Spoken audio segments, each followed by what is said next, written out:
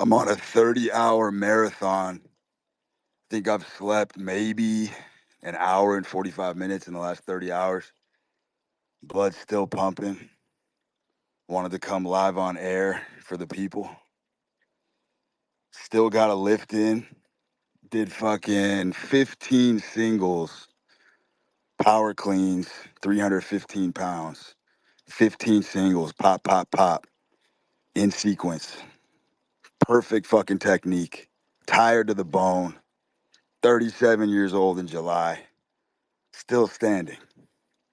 Just witnessed a natural home birth from start to finish.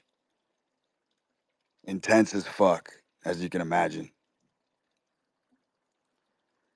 I think some motherfuckers were asking me for a protocol on how to instruct or how to lead gestation up into like a natural home birth. First of all, I'll tell you right now, natural home birth is the natural conclusion to any strong relationship.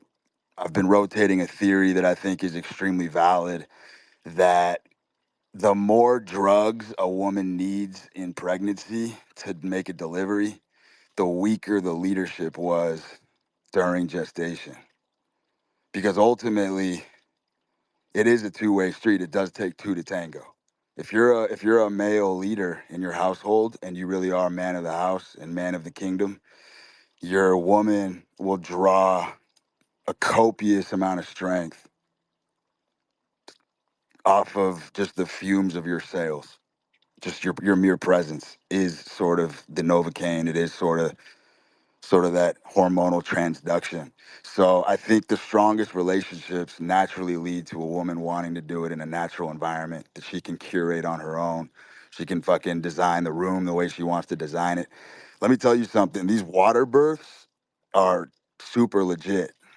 This was my first water birth, and it's just super easy. Little inflatable tub, pop in a fucking hose, run the line up into the fucking shower head, fill it up with hot water, boom, little playpen. And she's just in there chilling, switching positions, and the delivery is extremely seamless. At least it was in my case, as long as the diet's on point. It was fun. It was fun. I'll tell you something. That Valkyrie Athenian warrior fucking battle cry that women do, shit's strong. That shit hits for sure.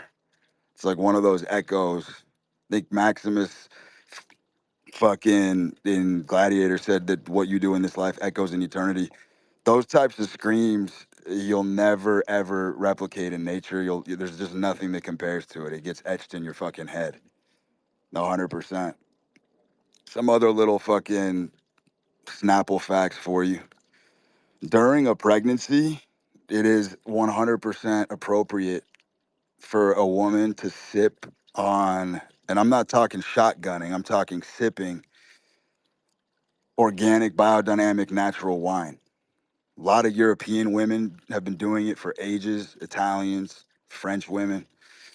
Only in America do we vilify and bastardize alcohol usage during pregnancy, and it's for obvious reasons because traditional industrial alcohol is fucking disgusting. It's wretched. It's got sawdust in it, fucking rat talons. It's a fucking medley of trash in a fucking barrel. But if you do it right and you pick the right vineyard, because let me tell you something, in the modern realm, the beauty of modernity is that you do have these psycho fanatical freaks who literally dedicate their life and their bloodline to growing the finest fucking grapes in the finest regions. And I'm talking, they have this down to a natural science. Even like the way the vineyard is pointed, the way they're planted, the angle of the sun, the way it hits the grapes, the altitude, the moisture, the irrigation, all that shit. So if you're getting fucking quality grapes, hey, little fucking sip of wine here and there ain't gonna hurt the pregnancy whatsoever.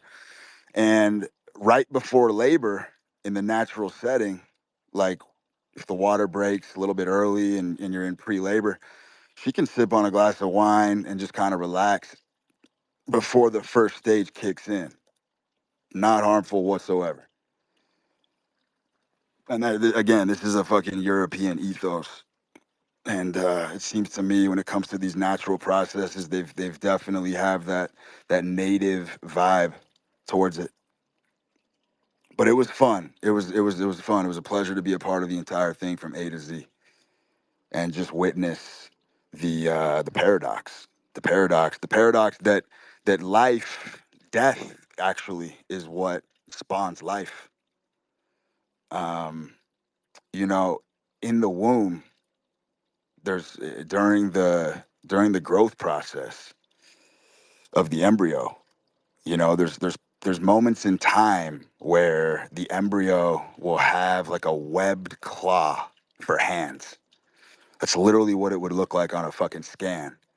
And it's only through death, it's only through those cells dying and sloughing off and going into the waste that reveals the human hand. And so, even before, I found the metaphor very, very ironic. Even before a beautiful life is born, a lot of processes are dying and being killed off in order for that life to happen. And those of you that have a giga brain can definitely extrapolate that metaphor out into a lot of different processes in life. So we're gonna shift gears. Someone asked me earlier today, this is just a random musing. Someone asked me my thoughts on Naval Ravikant. And I don't know too much about him. I've seen some of his quotes in circulation on Twitter. I've seen he's definitely got some hard hitting one liners that have definitely been immortalized in a lot of circles. Dude seems like a deep thinker. Um, and I didn't really know what I thought about him when somebody asked, because I'm not just not familiar with his work. Someone had mentioned that he might be a counterpart to mine or a part of the yin yang puzzle. So I fired up a talk with him, um, with this Kapil, whatever the fuck that guy's name is. And I'm just listening to him, and it just dawned on me, man, these tech billionaires. Tech has not paid off in a good way, my friends. And it is the easiest way to make money, bar none. That is a certified fact. You get very, very, very wealthy in tech, no doubt about it. However,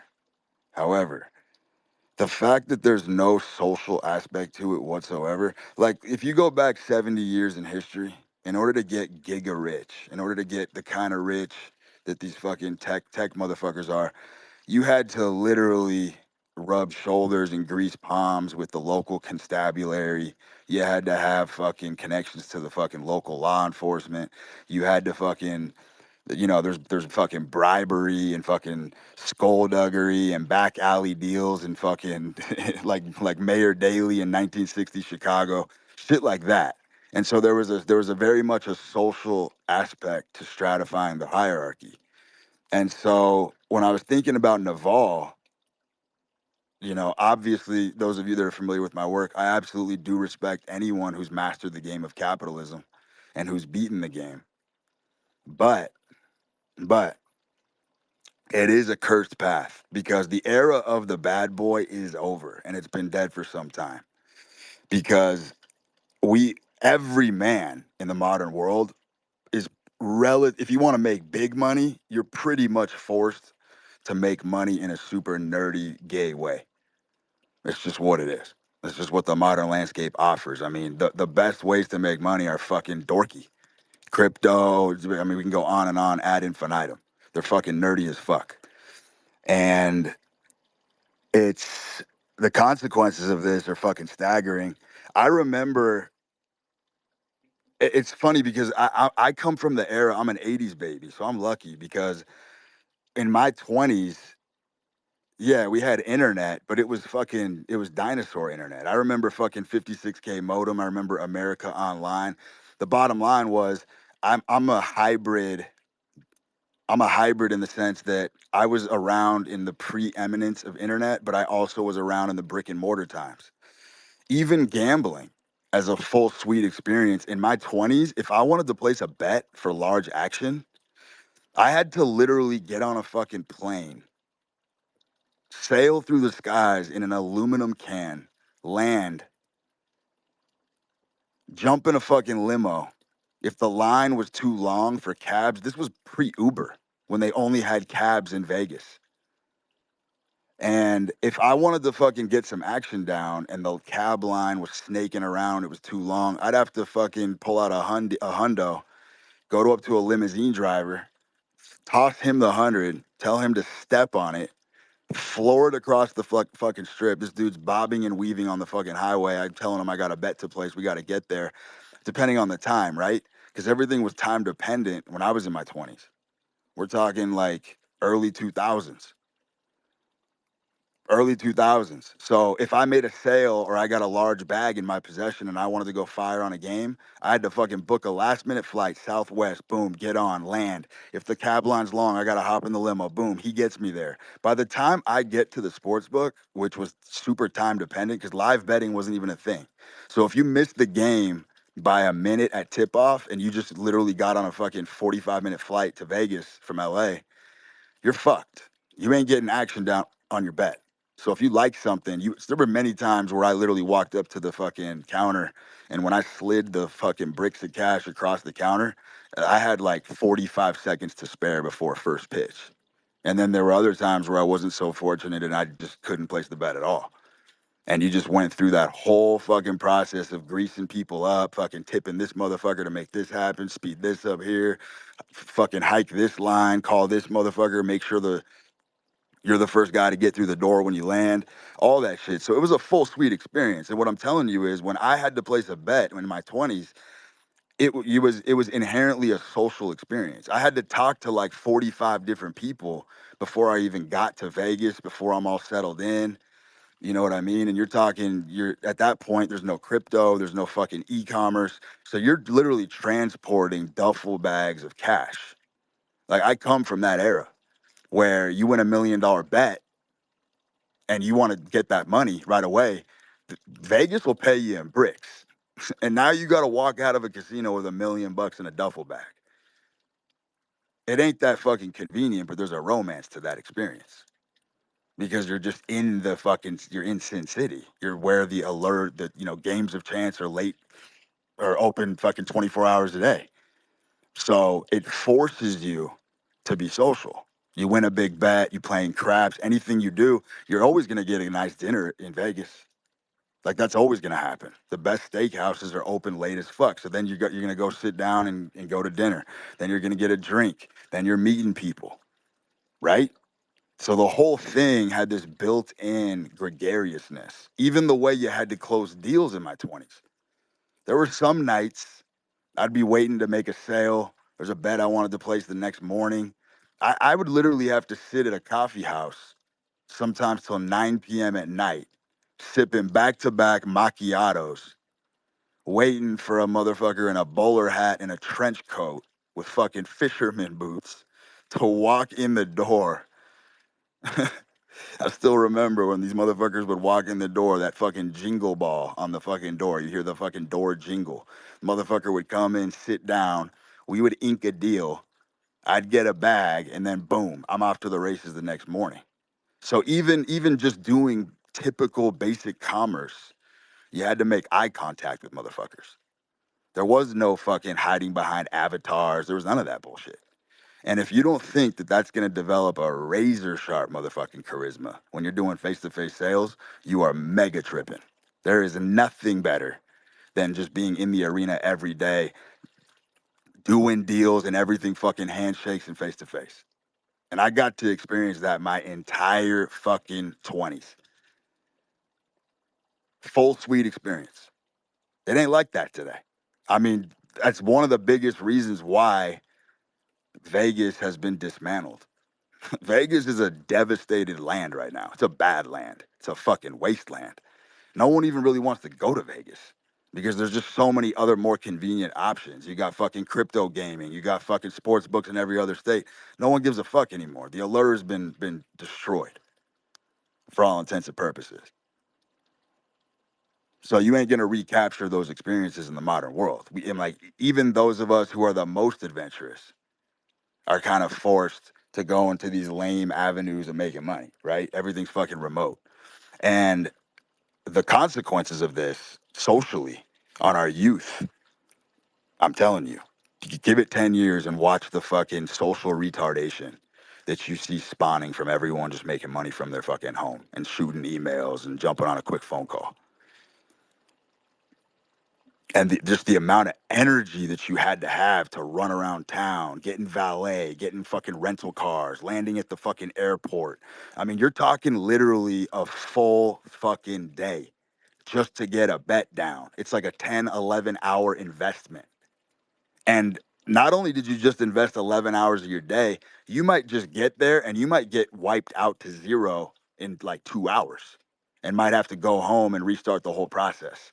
It's another 11 hours back. By the time you fucking recapture your mental game, by the time you're settled in, by the time you're home, by the time you got your routine finished, you're at home and your whole day has been pissed away. And it's a fucking shame that some of you motherfuckers will never get to experience that. So yeah, the era of the bad boy is done. It's over. I mean, bad boys are down horrendous in the modern world. Down horrifically. Because you gotta adapt or be killed. There's another piece that I wanted to harp on for a second. There's this common misconception that I see everywhere on Twitter where a lot of young men have somehow been inculcated with the idea that as a male, you're supposed to be very protective of your energy. Like who you let into your energy, what kind of negativity you expose yourself to. That is the gayest fucking thing I've ever heard by a mile because men by nature, by our very nature, are men don't take on the energy of other beings like women do. Women are very susceptible to negativity, to negative energy, to negative spirit, shit like that. Men, not so much. Men, not so much. You know what I'm saying? The county coroner can be fucking picking up literally bone scraps from a motherfucker who just got into a head-on collision on the highway, and that motherfucker can do his job, collect the fucking grizzle and human bones scattered all over the fucking highway. And guess what? When he goes home to his wife and kids, he ain't dumping that negative energy on them. Men are flame retardant in that way. We're flame retardant. Like the flame doesn't really bite deeply when men are operating in a high performance position that requires a tremendous amount of stress. Neurosurgeons also ring a bell. Motherfuckers who are drilling skulls open and doing craniotomies and clamping aneurysms. I mean, these motherfuckers are, you got to be cut from a different cloth to want to be doing something like that. Like we all know that's not a normal path. You got to be relatively kind of sadistic in your own head to be doing that type of shit, to be playing God with other people's lives. And these motherfuckers are in there drilling people's heads open, removing the top like a fucking piece of glass, going in there and fucking with the circuitry in people's brains. And they come home to their wife and kids, and that energy don't rub off on them either. Men are very, very naturally resistant towards energy. You know, there's a lot of rhetoric on Twitter right now about men sleeping with trashy women or stuff like that, and how it's just as perilous for men to go down this avenue because that is a complete fucking crock of shit.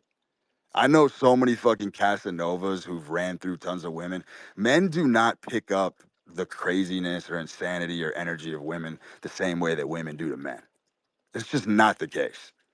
We all know if you analyze it deep enough, you know you can get away with being with a crazy ass chick for a short period of time, and you walk away from that and it just sloughs right off your fucking back like water. Come on, baby. Who the fuck you trying to fool here? Men are naturally durable as fuck, as I've always said. So the energy just doesn't rub off. And for that reason, I have always enjoyed taking on the toughest cases, toughest challenges. I talk to everybody, by the way. I talk to everybody. I talk to the biggest losers on earth. I'll talk to fucking crackheads, psychos, criminals, fucking robber barons. I don't give a fuck. I will sit down with anyone and have a conversation. I don't care how gory, I don't care how graphic, I don't care how fucked up clinically someone is. I'll have the conversation because I'm walking away from that and I'm very thick skinned. That is not going to perturb my life or my psyche.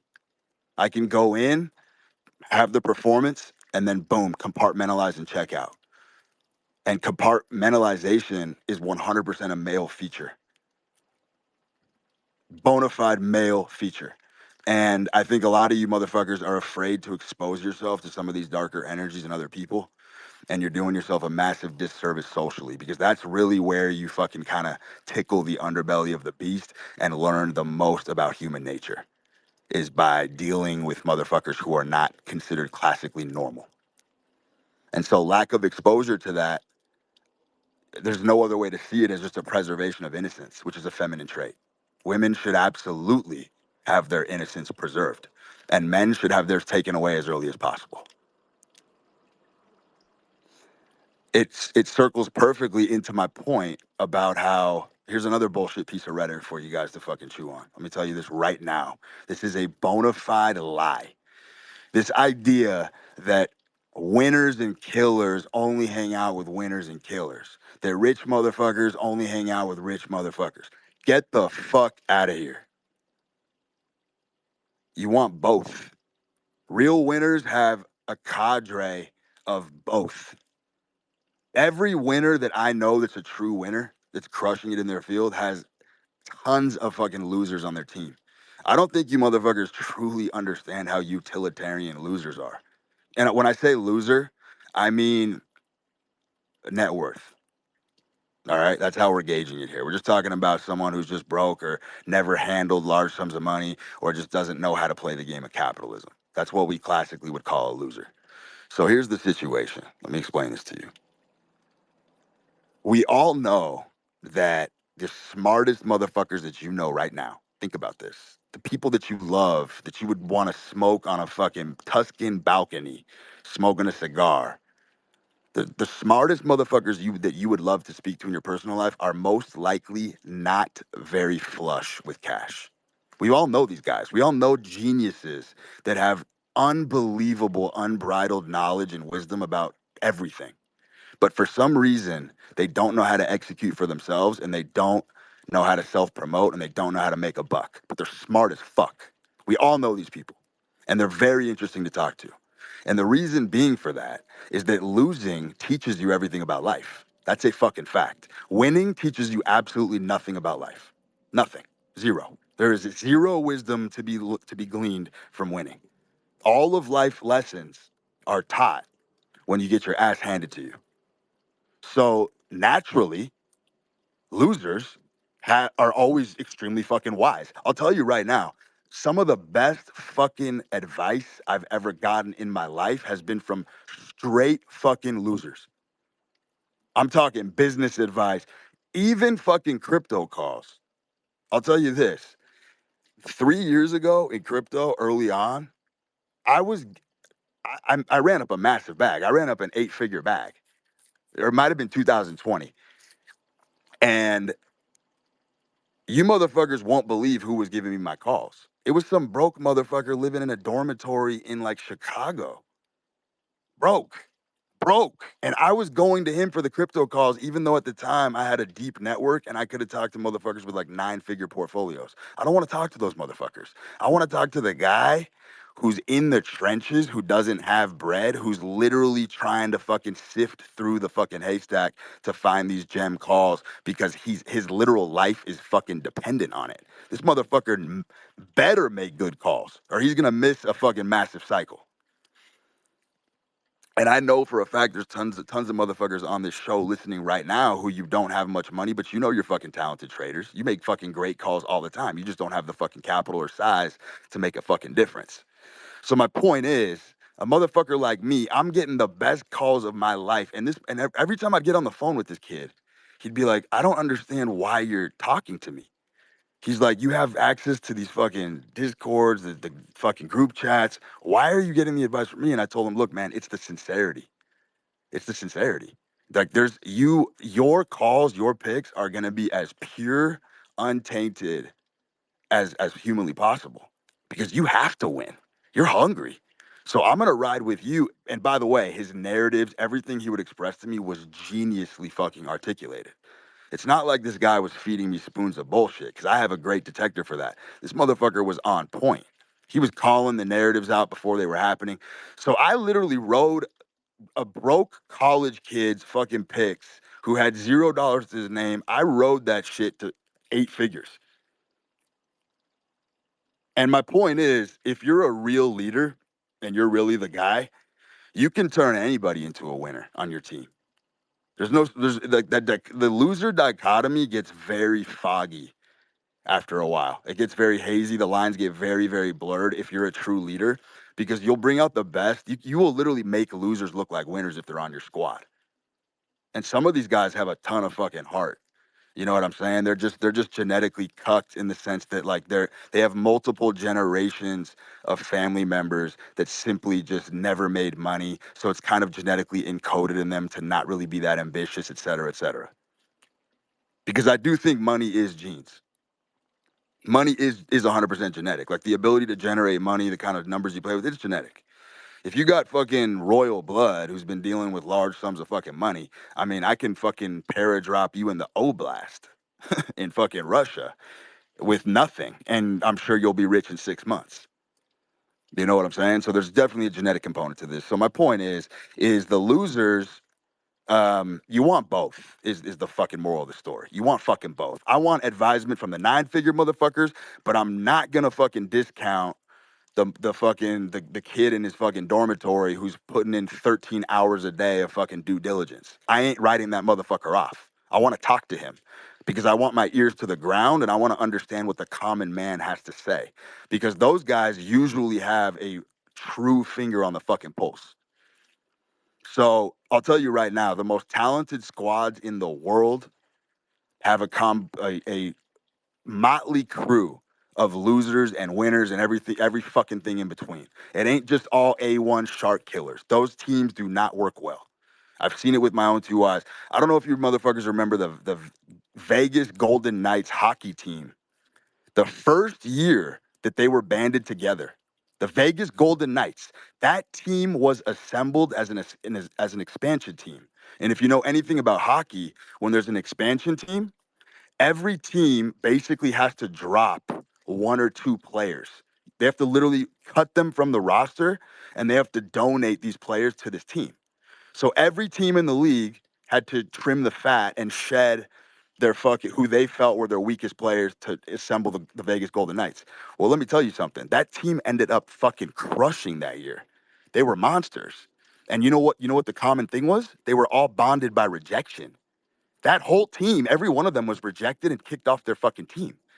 And so they were united behind that. They were united by the concept of fucking rejection. And it bonded them together and they fucking had insane fucking chemistry. And I think they almost won the cup.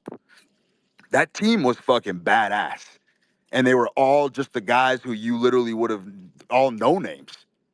And then all of a sudden, superstars emerged from that. Fucking lesson in there. Let me let me run through some of these questions. I'm looking forward to this because my audience is impressive as fuck.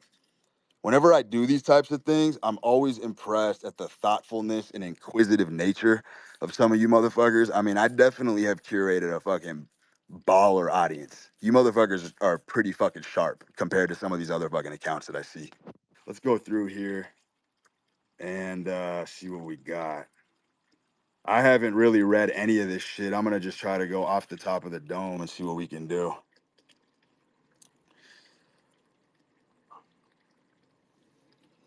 How to balance spending time with your woman without getting too comfortable because of her. So he's asking how to balance spending your time with your woman without getting too comfortable with her. Here you go, baby. This is literally the central thesis behind why they say that the fucking He who wears the crown, the crown is heavy. The crown is fucking heavy. That hoplite winged fucking bronze aged fucking helmet that you guys, all you motherfuckers revere, that's a heavy fucking crown. And I'll tell you why. Because living in a household with a woman, as a winner, as a leader, as a fucking steward of a household, you're gonna have to have monkeys on your back. All right? And that's just a fucking fact. There's no way around it. There's gonna be monkeys on your back as a leader, as a winner. And there's gonna be many times in life when you are in a leadership position and you are captain of the fucking ship and you have a crew, where you are gonna have to drag motherfucking corpses across the finish line. People who are gassed, people who are tapped out, people who are lacking stamina, motherfuckers who have Montezuma's revenge, motherfuckers who have dyspepsia, fucking health problems. Like, as a leader, your job is to sometimes you got to literally throw everyone on your fucking back and get across the fucking line. And sometimes you got to do that over and over and over and over again. Now, I'll tell you right now, there is zero question that having a family, living with a woman, etc., is 100% going to slow you down.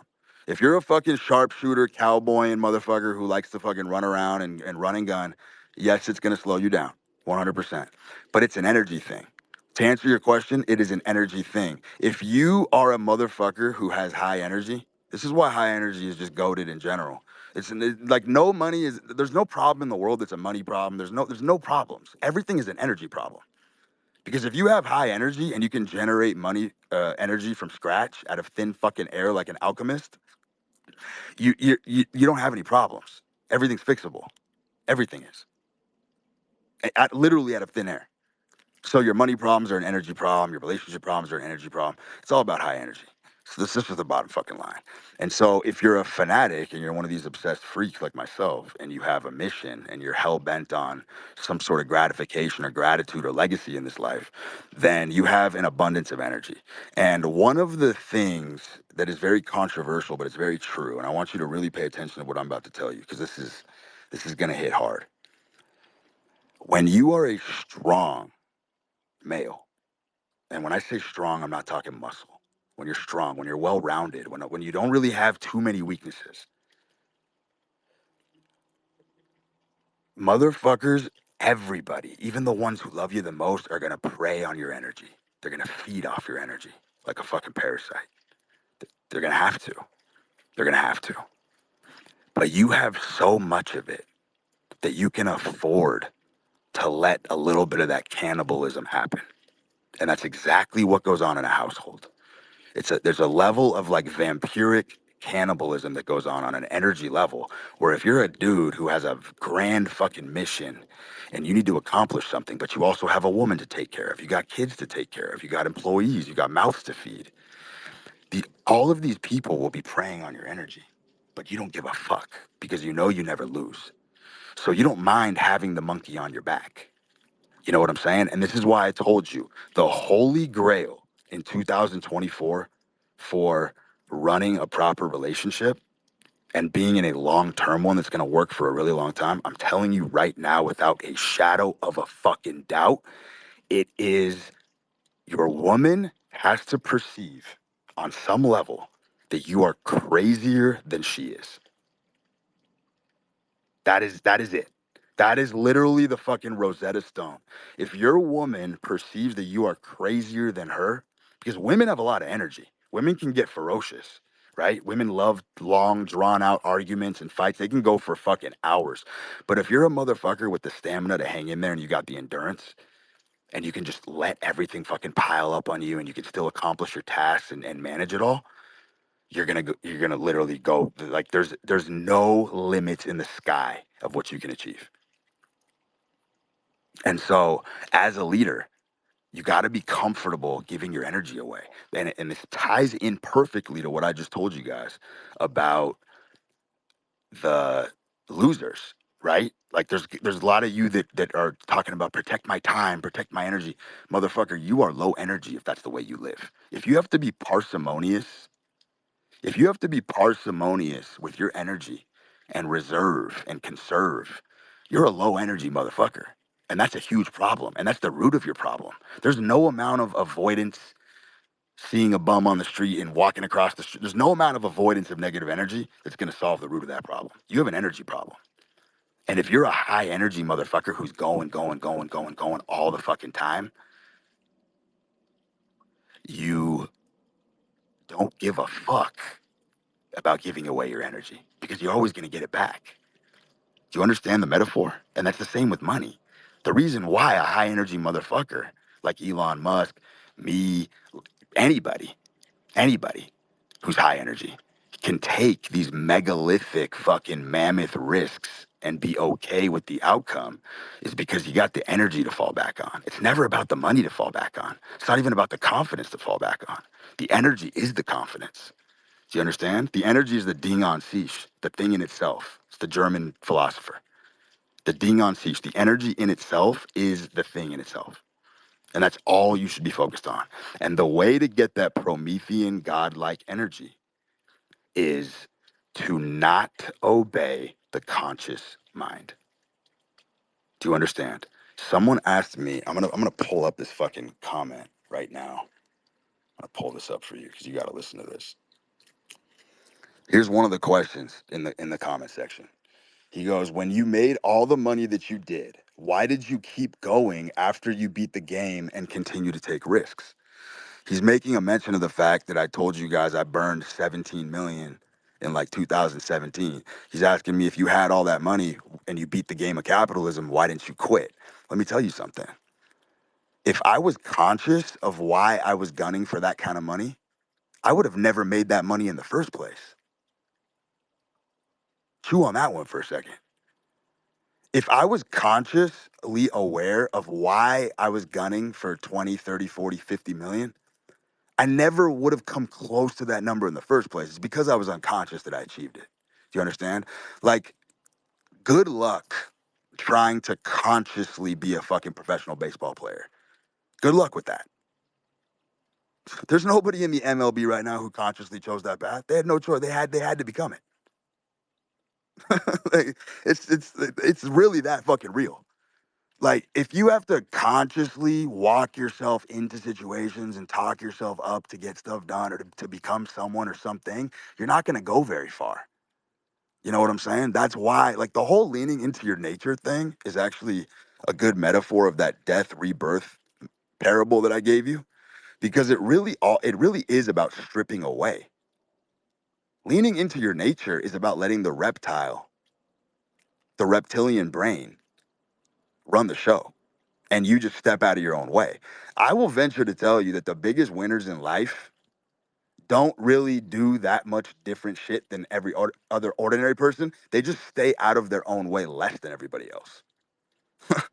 Like the conscious, hyper normie, thoughtful Apollonian types,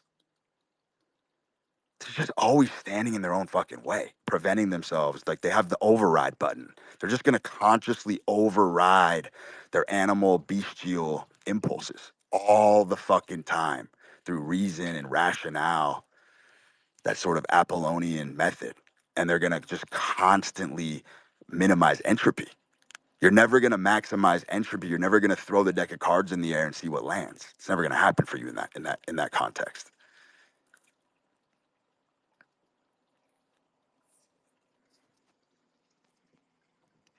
I'm gonna ask another question right now.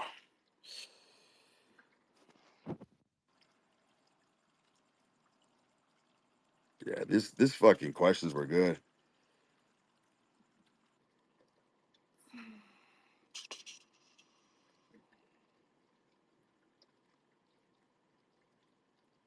How has high stakes living, gambling, etc., cultivated the deepest parts of your character to the surface, the ones that most people don't even entertain?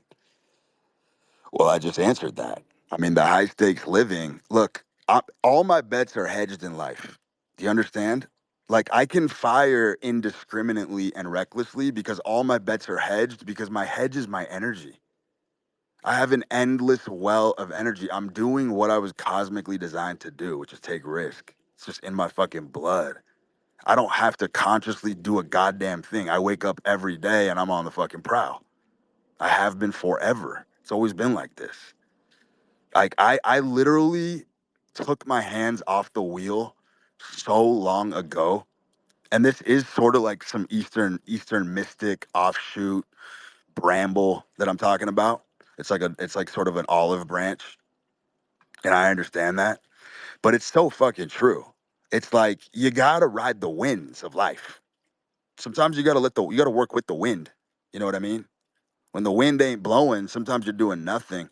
One of the most interesting things about hunting in general is that when you think about a hunter, you think about an aggressor, right? You think about a fucking ferocious predator that's feral. But one of the most interesting facets of hunting in general is the patience aspect of it. The most important part of a hunt is the patience. I've seen this live.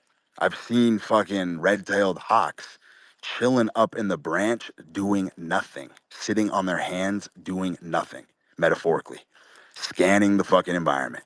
They look bored to tears because they're fucking dopamine junkies. All predators are. And they're just watching and they're not moving a muscle. And then boom, they see the opportunity and they go full fucking ballistic, fast twitch muscle fiber strike. And that is the prototypical human way to live, by the way. You know what I'm saying? Who makes the most bags in crypto? Some motherfuckers who just sit and wait and do nothing, right? And then boom, sell at the top or close to it. Like hunting is a very patience based. Very, extremely. It's arguably more important than the offensive attack itself. It's just finding the correct opportunity. And it's funny that animals do that. Animals will only go for low leverage opportunity if they're dying and their back's against the wall and it's like the fucking it's their clarion call. Then they'll fucking go for a stupid fucking gamble or try to take down an animal that's risky if they're literally starving to death. But predators are pretty high leverage animals and they only attack in situations where it makes perfect sense to do so. And I believe humans are no different. And so a lot of the success in life is just about literally stepping out of your own fucking way. Take your hands off the wheel sometimes, you get the best news of your life. You know what I'm saying? You can go get a tarot card reading right now. You can get the broken heart lovers cards. You can fucking get the fucking black Mustang. Whatever the fuck the symbolism is. You can go to the doctor and he can tell you you need to come back in for scans. But I guarantee you if you take your hand off the wheel for a second and just surf the tides of life, you'll get the best news you've ever fucking heard. That's how it works. Everyone's trying to fucking intervene and exert too much fucking control and power over everything. And that's sort of the thing that I was trying to examine about the losing streak. Because I had a tweet about losing streaks this week because I find them to be intriguing and they're very under discussed.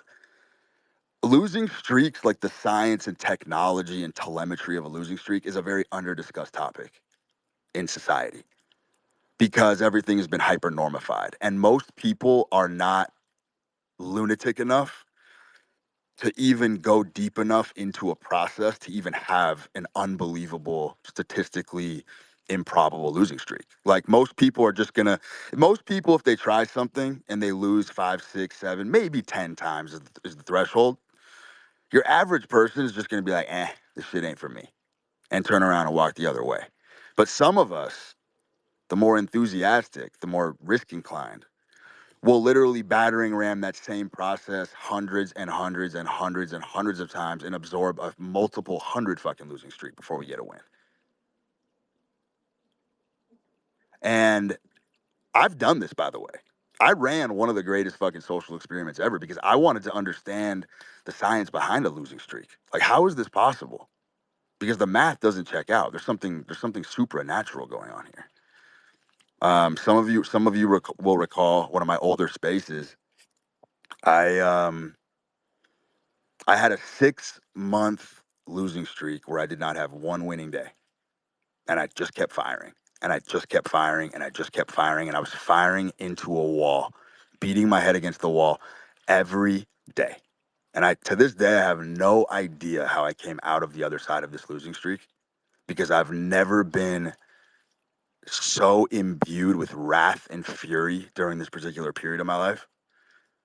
It was unbelievable that nothing I did. So basically, the streak was going on for so long that I was like, you know what? Fuck it. System ain't working. My picks ain't working. My mental game's not there. I'm gonna start doing fucking wacky shit to try to make these calls. Like, let's fucking hire a fucking capuchin and have that motherfucker start throwing darts at the picks. Let's fucking call up a random dude I haven't talked to in 6 years, ask him who he likes, whoever he says, let's fucking do it. Let's fucking blindfold me, turn myself around 3 times, and I'll just fucking keno the picks. I'll just randomly pick picks on the fucking board blindfolded. I tried every fucking trick in the book, offloading it, having someone else make the calls. Guess what? The losing streak got worse. It got worse. And I'm telling you the reason is that when you exert too much control over anything, because even offloading it to someone else and having them make the calls, I'm trying to kind of biohack it in a way, right? I'm trying to hack reality. I'm offloading, I'm shouldering it to somebody else, but I'm still exerting control. And I just see over and over again in my life the biggest wisdom that I've accrued is that people who are always trying to exert way too much control over situations get fucking smoked the hardest. Smoked. Smoked. I mean, you see this in professional sports. There's a phenomenon in professional sports called the yips, where it's called the yips. A baseball player, a pitcher, will literally be on the mound and he'll have sound mechanics, sound biomechanics for an entire season. And then maybe playoffs will come around. And something happens to where he becomes consciously aware of what he's doing. He becomes consciously aware of the movement for whatever reason. And now the motherfucker can't hit the strike zone. It'll be the best pitcher in the world. They all go through the yips, every single one of them. And it's always the conscious awareness of the movement throws them off cadence, throws them off rhythm, and you get into a massively vicious cycle where these guys are in their head now. They're up on the mound. They're like, fuck, I got to kick my foot back here. I got to fucking extend my shoulder here. I got to make sure my labrum's in this position. Ball and socket joint. Or my scapula fucking protracted. Shit like that. And now you're analyzing yourself. Now you're breaking yourself down. Now you're cutting yourself to pieces. Guess what? That losing streak doesn't go away until complete dissolution of cognitive awareness is complete. Until you shake it out long enough and you just stop giving a fuck, then the yips go away.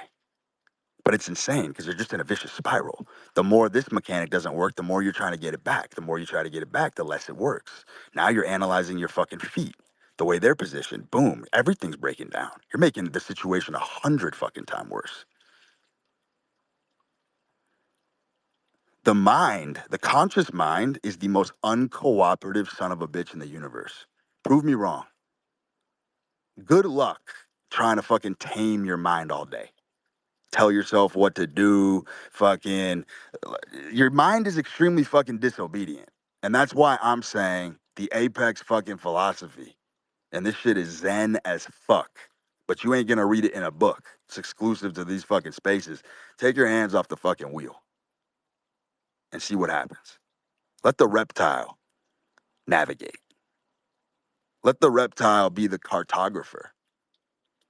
You know what I'm saying? Let the fucking reptile stencil the map together for you. You'll know what you're naturally inclined to do. You'll understand what your natural impulses are pretty quickly. Rationalization and neocortex living are for retrospect and storytelling. Shit like that. You know what I'm saying? What I'm doing right now. Getting up and telling a story, remembrance, sentimentalism, shit like that, harking back. That's when the neocortex is valid. But during a process, during a streak, during a run, during a mission, your motherfucking enemy.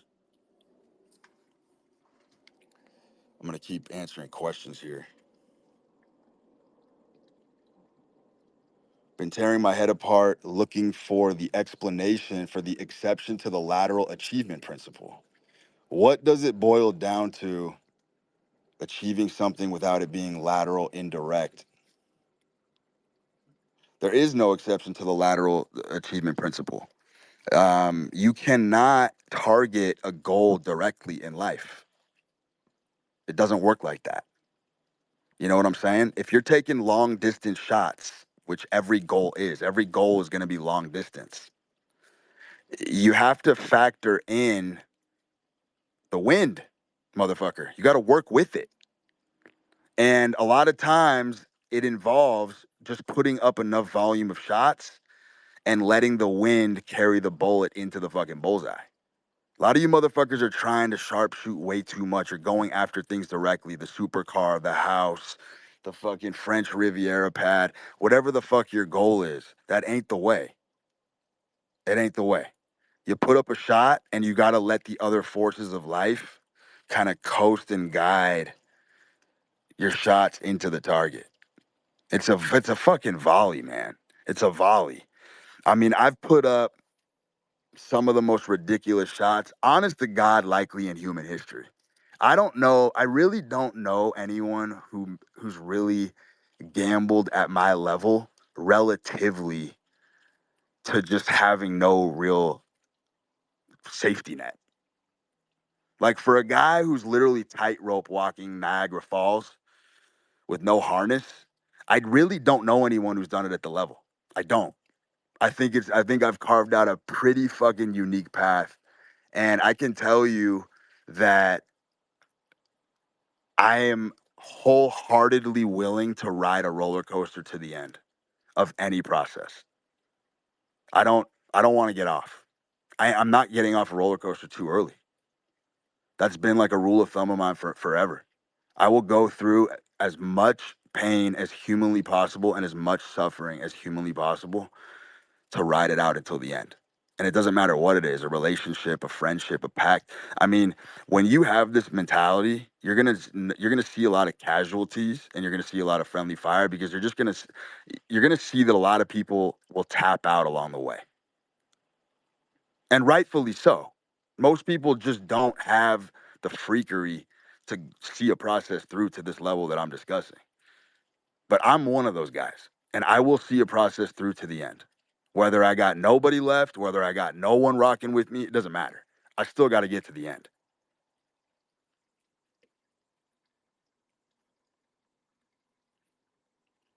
As a father, how do you break the trap of successful parents having loser kids, which you've talked about and is 100% true? Yeah, I mean, it was the concept that I discussed about how it's funny how loser fathers typically have the, not from a middle perspective, but they have the greatest dice cast to create a super fucking compensatory human being, right? Because we've talked about how pain and trauma do create these sort of super overcompensations in the biological organism. And, there's attributes that sort of spurn from hurt and pain, especially as a youngster. And so a lot of high achievers, I venture to say most of them actually in any domain, usually had very rocky upbringing or rocky relationships with their parents. And very successful fathers typically have loser children because there is this biological imperative where a child naturally wants to live in the shadow. There's like a built-in governorship in the male hardware that almost doesn't want you to hit the gas pedal and pass your father. It's almost like literally baked into the matrix, baked into the game. And so the only people who are given the grace or basically get the governorship uninstalled to be able to fucking zoom past their dad is the child who's been exiled from the father. Because the exile is sort of that deprogramming process where you're not talking to your father for a long period of time. You figure out your own identity. You fucking let the reptile brain kick in. Like there's a reason why even Knights of the Round Table, Merlin, all these fucking ancient fucking tall tale stories, Paul Bunyan, all of these tales have elements of rites of passage where a young man goes out into the wild, verdant forest and fights for himself and comes back with whatever trophies he's killed in the forest, and then comes back and reintroduces himself to his father. There's a reason why that rite of passage is real. It's literally every fucking youngster has to go through a very, very I would say a couple year period of time where you really don't have a deep connection with your parents. And I think that's tantamount and paramount to that self-discovery process. And then once you know who you are and you know your path, then of course you go back and now you're a stronger unit. Now you can have a much better relationship with your family without the ultimatums and without the programming that's been held over your head your whole fucking life. Do some people just need to fully scorch every last dopamine receptor before they can flow and get out of their head? Why do some people need to move mountains as a cope just to laterally achieve some goal? And is it a blessing or a curse or both? A lot of lateral achievement questions. So he's asking why some people need to fully fucking torch their dopamine in order to be motivated and are constantly fucking chasing and seeking. And the thing is I've been telling you guys forever, the only way to live life as a man to get the peak experience is to get the fuck out of your head. That's it. It's literally that's why I told you masculinity is actually a dumb energy because you're just completely out of your head. Um, and the only way to achieve that is to fucking fry your dopamine receptors. Chasing shiny objects, shit like that. I once said that shiny object syndrome is the goated apex philosophy, and I stand by that 100%. I think men should be chasing whatever fucking shiny industries are cropping up, cutting edge shit all the fucking time like a cat chasing a laser. I think that is 100% in alignment with the male instinct. 100%. Shiny object syndrome, fuck man. That's a clear and classic way to win. Chase what's fucking shiny. Thoughts on health insurance? Dude, I've never had health insurance my entire life. Ever. I I I do think there is some fucking strange, it's not even strange. It makes perfect fucking sense. People who have health insurance are gonna find 100 ways to use it. I'll tell you that right now. If you're paying a fucking premium and you have health insurance, you're gonna find a way to get your money's worth. You're gonna find a way to get your ass in that fucking doctor's office.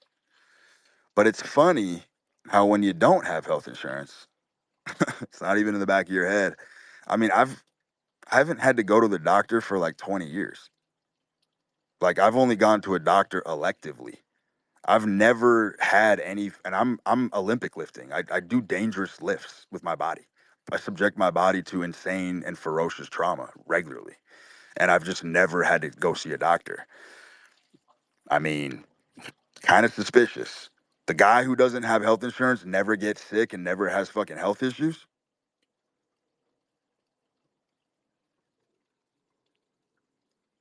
Most profound rebirth moment in your life that changed the way you live going forward. I don't actually believe these things are real. I hear stories on Twitter all the time of people that talk about watershed moments in their life and they sort of romanticize it like this Melvillian sort of romance where they're like, such and such happened and I was sitting on a fucking park bench in fucking torrential downpour in downtown Denver and I was sitting on the bench smoking my last cig and then it dawned on me. And from that moment forward, I decided that I was never gonna fucking do XYZ ever again. Bullshit. That is not how life works on any fucking level, not even a cellular level.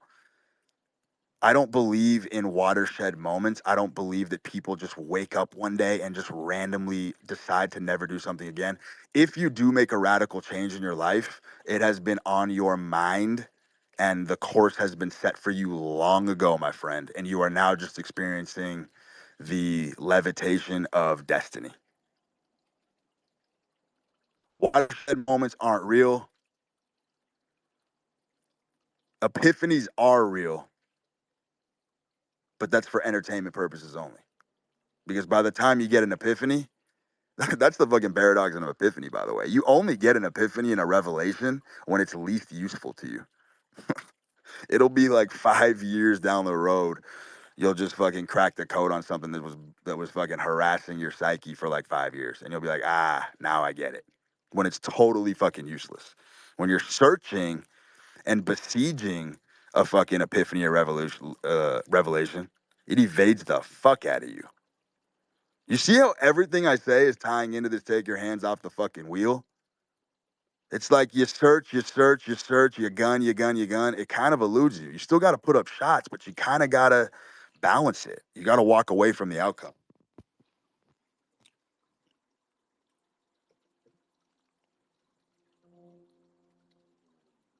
Can man change or is self help a scam? Self help is 100% a scam in the sense that men absolutely do not change whatsoever. I'm actually really going to the drawing board here and I'm almost wondering if men even gain experience. Because I'll tell you something, the biggest domains in life, the biggest ones, money, women, family, all that shit, the 50,000 the 50,000th attempt is just as fucking daunting and grueling as the ones prior to. Like I'm definitely numb to the outcome, but losing $1 million is always going to feel like losing $1 million. Doesn't matter what it's worth. Like it's always going to the pain is the same. 100 fucking percent. The only thing that truly changes in a man is his perspective. You can only change the way you see things and look at things, but you will never change yourself. It's all bullshit. It's why the recidivism rate in Alcoholics Anonymous is insane. It's why trying to fight addiction through self-help groups is insane. It's never going to happen. You cannot outrun your nature. You can't do it. You can win the battle year after year after year. You will lose the war, though. You will lose the war. Now, there's obviously ways to arrest the development, and there's a lot of ways and like strategies you can put in place to prevent yourself from self-destructing too much. But if you have like an addictive personality or you have some kind of addiction, that's with you for life. That's 100% never going away. Once you become addicted to anything, it's pretty much a wrap. Unless you want to completely get a lobotomy and dull your edge down and become the hypernormie path. That's the only way it's going to work. And even then, I still think nature bats last. You can build a house over a fucking oak stump, but eventually that shit's going to burst through the fucking floorboards. And your nature's no different. It's 100% going to rear its ugly head at some point and get you. And get you. So the point of the matter is when it comes to these types of things or personality traits or people always talk about wanting to change themselves, you don't really want to change yourself. You want to change the way you see and frame situations. That's the only thing that's valuable. The only valuable thing in life for change is literally changing the way you look at it. And that allows you to soldier on. You know what I mean? And that's like honestly, that's what wisdom is. Wisdom is just a gigantic fucking reservoir. It's an archive in your head where when you go through a situation that resembles something that you've been through that's closely similar, you can quickly flip through the Rolodex and you can panel through and thumb through these images in your head and you'll land on the correct response to it almost instantaneously. That's it. You're just finding basically a mental structure that you can cleave onto. It's like some sort of mental scaffolding to just basically help you kind of just move through it. But nothing changed, just the way you look at it does. And that's everything, by the way, because when you change the way you look at things, everything does change.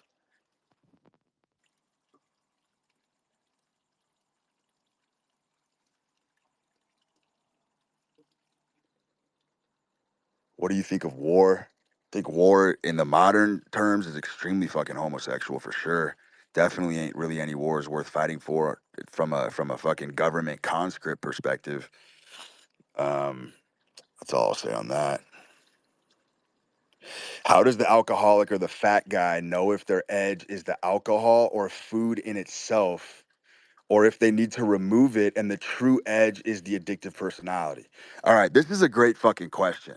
So, the fanaticism about anything is where people get their energy from. In other words, the PD camp, okay? Let's fucking take them as a prime example. The PD camp is under the impression that this mystical, magical, whimsical diet that they've discovered is what's giving them all this fucking energy and fucking keeping their body temp high and giving them fucking vitality. Not the case. It's the obsession over the PD shit that is way more powerful than whatever fucking protocol you're doing. It's like this with everything. Your diet, it doesn't matter really what the fuck it is. If you're obsessed with meticulously crafting it, like being a control freak over your diet, having a militant viewpoint towards your diet, curating a perfect fucking diet, the benefit ain't, you get more benefit from just being a control freak and obsessed with your diet than you do from the nutrition itself. Do you understand what I'm trying to tell you? Like, this mechanism you see everywhere. The no-fap guys claim that by not jacking off, they're getting fucking boundless wells of energy. And fucking women are looking at them different. And fucking when they walk by, the birds are fucking crooning at them. Donkeys are fucking looking at them and shit. The animal kingdom is fucking walking up to them like they're fucking St. Francis. I believe them. I do believe there is an awakening when they engage in nofap. But I'm telling you, the reason why it's working is because they've turned themselves insane, obsessing over something so fucking stupid. It's the obsession over it. Do you understand? It's the pathology. It's the fact that this person is so obsessed with nofapping that it's turning them into almost like a mad genius in a way. And that energy of obsessing over something and thinking about it all the time creates a spiral of energy. It's the obsession. It's never the thing that you're doing. It really doesn't matter. It doesn't matter what fucking diet you're on. If a marketing campaign is strong enough to get you to think that fucking Krispy Kreme is fucking healthy for you and you are obsessed and you're feeling amazing and every time you eat a fucking donut you legitimately feel like you can fucking run a marathon, the placebo of the obsession is going to take you way further than the protocol itself. And that's why the PD thing works so well, because these people are fucking fanatical about their protocols. So the obsession itself is what's capturing people's attention. It's what makes them persuasive. It's what makes people want to fucking be a part of the community. Do you understand that? Because Ray Pete himself, in my eyes, was not that impressive of a guy. But his community that's fucking spawned on Twitter, the guys that are carrying the banner of Ray Pete are impressive to me because of the fucking dedication. These motherfuckers are in the lab cooking up all sorts of experiments and shit. I'm all about that. But I'm under no delusion that fucking drinking raw milk, eating ice cream, and eating fucking peeled peaches is magically gonna fucking make you a multimillionaire, get you the fucking wife of your dreams, and fucking put you on the map at a fucking Fortune 500 company. I'm under no fucking delusion. But the obsession will. And that's the lesson in there is the obsession over anything. It doesn't matter how trivial, how fucking stupid it is. It could be video games, anything. The obsession over anything ignites a spark in people and gives you a boundless well of energy. So you have to be cautious fucking giving fucking so much credence to all these fucking protocols. There's a new motherfucking protocol every fucking week on Twitter. I can't even keep up. There's a new fucking health fad, a new molecule that's unhealthy. Now fucking raw milk's unhealthy. Now fucking eggs are unhealthy. Now it's nonstop.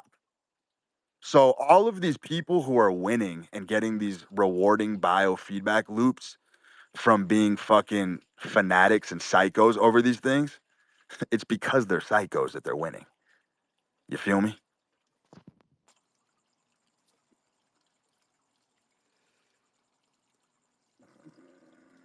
What's your take on female nature is too complicated? What's your take on female nature is too complicated? Is it actually the opposite between genders? Female nature is the most logical force in the universe by far.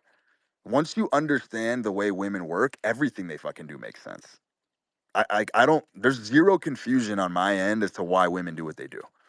It's extremely linear and logical. Men, as I've always told you, are the emotional, illogical sex.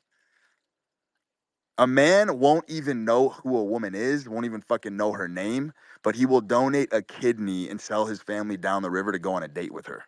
A woman, a woman don't care if you're dead or alive if she doesn't love you. They have the ability to go stone cold on your ass. Fucking sit here and tell me women are the emotional sex.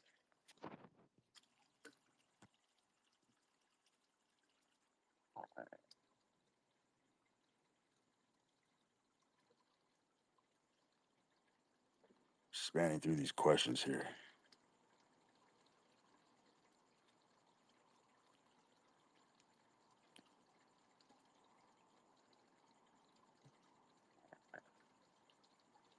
One of the most fundamental issues in human experience is the incredible fallibility and weakness of our memory. So, my question is, how do you master memory? How do you make it more efficient to recall the most salient lesson or plan for each moment based on past experience? Let me tell you something very novel and interesting about memory that most of you probably do not know. The world itself is a gigantic hard drive. It's literally like a stick of RAM. And the best way I can articulate this to you is it's been basically, I have observed that there is definitely a finite storage capacity within your own brain to recall shit. That's definitely true. But the human body is so intelligent and so fucking divine that basically it uses the world as an external memory storage device. In other words, you will literally embed a memory into the external world. And if you go back to a certain location, or you go back and smell a certain scent, or if there's a certain musical note in the air, you hear a song, there's memory storage embedded in those external components that can only be relived and recalled when you walk back in that location, or smell that flower, or hear that musical note. And then the memory comes back. So basically, there's spillover. Your memory will definitely spill over things that it's not supposed to contain, and it'll store it into the actual landscape and geographical environment itself. You know what? You guys know what I mean. Like, you'll literally go back to a location or an exact spot that you used to hang out, and all of a sudden you'll be flooded with fucking memories. It'll be triggered. It's because memories do get embedded into the external hard drive. 1000%. That was a good question.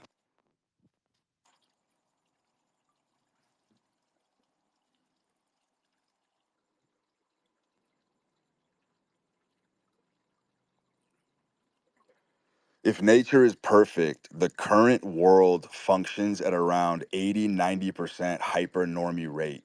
Does that mean most men are destined to be a normie? Of course. Of course it does. But it's not a bad thing though. I mean, I do look at the normie as a pretty fucking solid path in the modern world. Like, as much as I fucking crucify the middle, I do think the middle is really the fucking pillar for sure. Um, and a lot of these guys are actually fucking sleeper cells.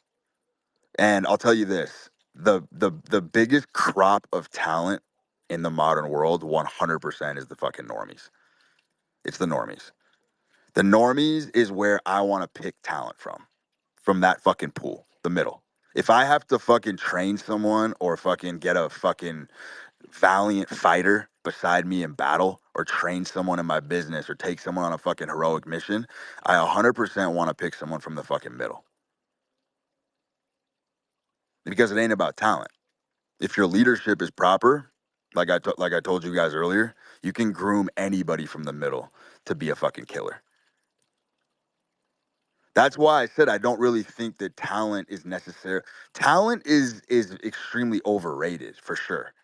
It's not the people that are seated in the throne that are the most talented. I hope you guys truly do understand that. I mean, talent is a curse in many ways. People that are born with a lot of talent usually fucking piss it away. Some kind of regression to the mean, for sure.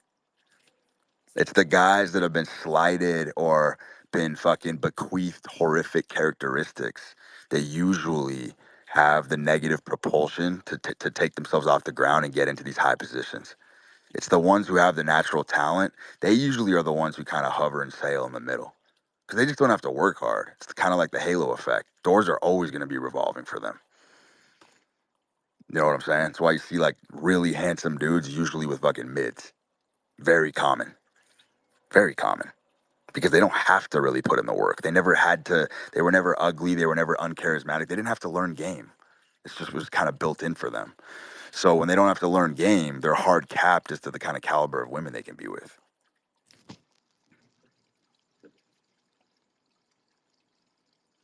How does a man get over the fear of cold approaching? I think cold approaching is not even the fucking correct method.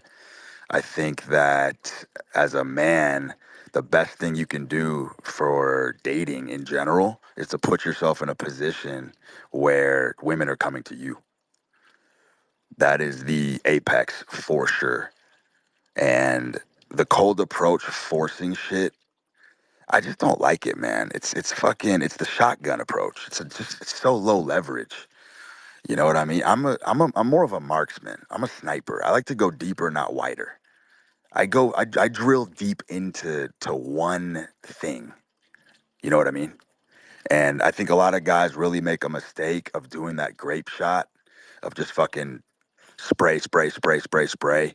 It just comes off as fucking forced, man. Super fucking low leverage. Like you gotta get fucking home turf established. You gotta learn some fucking tricks to the game, man, first. Like the world that you guys perceive and see on a daily basis, you have no idea how fucking fake it all fucking is, man. It's so fucking fake. Every time I walked into a restaurant, for it could be first time. I haven't made reservations in fucking 15 years. I just refuse to do it. I will walk into the most crowded fucking spot anytime I damn well please. And when I walk up to the hostess stand and they tell me that they're fully committed, I will give them the Dikembe Mutombo finger wave. No, I will go walk past them and I will go directly to whoever has the motherfucking power in the establishment. And I guarantee you within 5 minutes, I'll have a fucking seat. Everything is fucking fake. The gatekeepers, it's all bogus. Like the power structures that really work, like the inner workings of it, the grandfather clock, you guys don't even understand how easily you motherfuckers surrender and take no for an answer. I just did it the other day. It's fucking hilarious. Crowded fucking Saturday night. Was meeting someone for a business dinner. Boom. Waltzed in, told me they're fully committed. I said, nah, nah, no chance. Because I always know that's bullshit. That's some fucking teleprompt script that they're told to tell you to back you down. There's always a way. There's always a fucking table open. Velcro a fucking chair to the fucking roof if you have to. There's always a fucking table open. So I just walked right past, walked up to the manager, very fucking courteous, looked them dead in the eyes, hand on the shoulder, and just said, brother, I'm fucking starving. We have to get a seat. Oh, no problem, sir. Boom. Walks back to the hostess who I just told no, no, no, no chance. And she was forced and commanded by the motherfucker to seat me at the table. And it was fucking hilarious because she just told me no 5 minutes ago they had no seating. But 5 minutes later, I'm getting sat. And so that's my whole fucking point is then the no, like when you cold approach anything, it's such a fucking superficial fucking experience. Because if you had more time, if you were more established, if you had more ammo, it wouldn't be a no. So like I don't like those fucking quick, stupid fucking interactions. Super fucking lame.